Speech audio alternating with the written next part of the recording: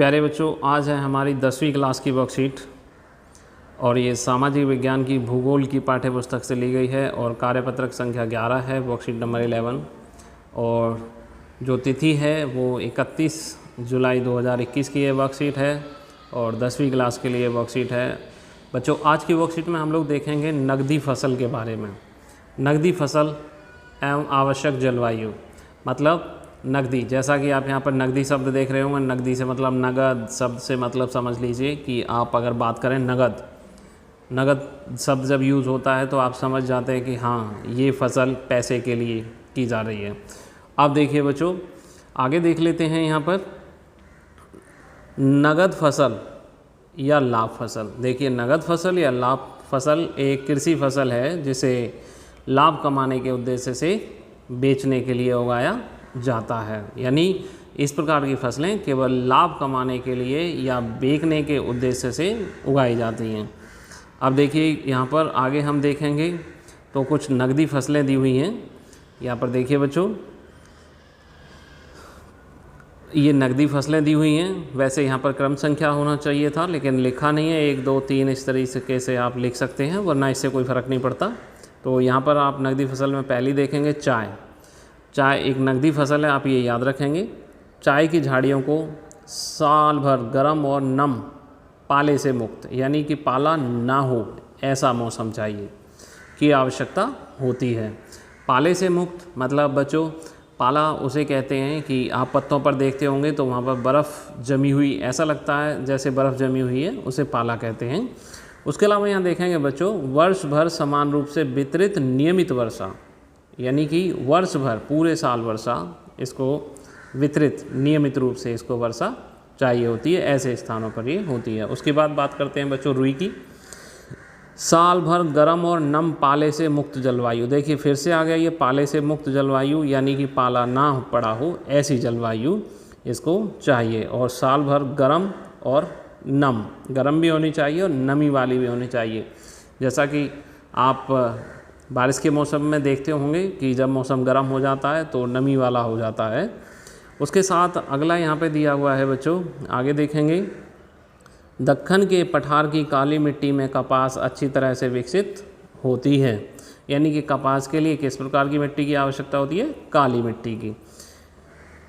इसकी वृद्धि के लिए उच्च तापमान, हल्की वर्षा और सिंचाई, 210 ठंड मुक्त दिन, यानी कि ठंड ना हो ऐसे दिन, और तेज़ धूप की आवश्यकता होती है, यानी कि ज़्यादा ठंड नहीं होनी चाहिए।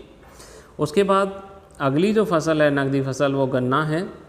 यह उष्ण कटिबंधीय और उपोष्ण कटिबंधीय फसल है। जैसा कि आपको पिछली वर्कशीट में बताया गया था, उष्ण कटिबंधीय और उपोष्ण कटिबंधीय फसल है। उसके बाद यहाँ पर देखेंगे कि यह 21 डिग्री सेल्सियस से 27 डिग्री सेल्सियस के तापमान और 75 सेंटीमीटर से 100 सेंटीमीटर के बीच वार्षिक वर्षा के साथ गर्म और आर्द्र जलवायु में अच्छी तरह से बढ़ता है। जो गन्ना है, गर्म और आर्द्र जलवायु चाहिए, जैसा कि नमी वाली जलवायु जो बात की थी। उसके बाद यहाँ पर है बच्चों रबड़ की बात करें तो यह एक भूमध्य रेखीय फसल है, भूमध्य रेखीय फसल, लेकिन विशेष परिस्थितियों में इसे उष्ण कटिबंधीय या उपोष्ण कटिबंधीय क्षेत्रों में भी उगाया जा सकता है। देखिए, भूमध्य रेखा पर उगाई जाने वाली फसल है ये, और उसके साथ साथ अगर उगाना चाहे कोई तो उपोष्ण कटिबंधीय क्षेत्रों में, उष्ण कटिबंधीय क्षेत्रों में भी इसको उगाया जा सकता है। 200 सेंटीमीटर से अधिक वर्षा के साथ इसके लिए नम और आर्द्र जलवायु की आवश्यकता होती है। यानी कि वार्षिक वर्षा है वो 200 सेंटीमीटर से अधिक वर्षा होनी चाहिए। इसके लिए नम और आर्द्र जलवायु की आवश्यकता होती है और तापमान इसको लगभग 25 डिग्री सेल्सियस से ऊपर का चाहिए होता है। तो उसके बाद बच्चों, आज की वर्कशीट में आपके प्रश्न उत्तर दिए हुए, मैं आपको बता देता हूँ कि कौन कौन से प्रश्न उत्तर आपको करने हैं।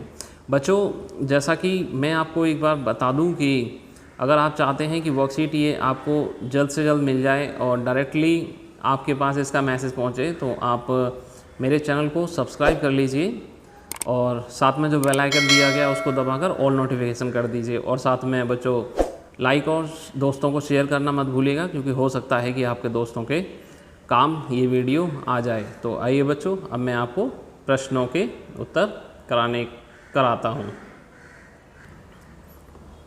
देखिए बच्चों, यहाँ पर जो पहला प्रश्न दिया गया था, उस नकदी फसल का नाम बताइए जिसे वर्ष भर उच्च वर्षा की आवश्यकता होती है। जैसा कि अभी वर्कशीट में हमने पढ़ा कि इस प्रकार की फसल ये चाय है, टी है, जिसको वर्ष भर उच्च वर्षा की आवश्यकता होती है। अब देखिए, कपास उगाने के लिए किस प्रकार की मिट्टी की आवश्यकता होती है। तो कपास उगाने के लिए बच्चों, जैसा अभी मैंने बताया था, काली मिट्टी की आवश्यकता होती है।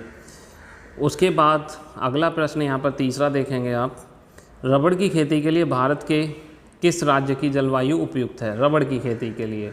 तो बच्चों, ये आपकी केरल की जलवायु उपयुक्त है रबड़ की खेती के लिए भारत में। उसके बाद बच्चों, यहाँ पे चौथा प्रश्न है, चाय की फसल उत्तर पूर्व की पहाड़ियों में उगाई जाती है जबकि उत्तर भारत के पहाड़ी क्षेत्रों में नहीं, क्यों? देखिए बच्चों, जैसा कि जलवायु के बारे में हमने पिछली वर्कशीट में पढ़ा था, चाय की फसल को साल भर गर्म और समान रूप से वितरित नियमित वर्षा की आवश्यकता होती है। इस प्रकार की परिस्थितियाँ उत्तर पूर्व के पहाड़ी क्षेत्रों में होती हैं, इसलिए चाय उत्तर पूर्व के पहाड़ी क्षेत्रों में ही उगाई जाती है। यानी जिस प्रकार की जलवायु की आवश्यकता होती है उस प्रकार की जलवायु होनी चाहिए। तो बच्चों, ये थी आज की वर्कशीट। तो अब आप चैनल को सब्सक्राइब कर लीजिएगा ताकि अगली वर्कशीट आपको मिल सके, और उसके साथ साथ वीडियो को लाइक कर दीजिएगा और दोस्तों को शेयर कर दीजिएगा ताकि आपके दोस्तों को भी इस वीडियो से कुछ फ़ायदा हो सके।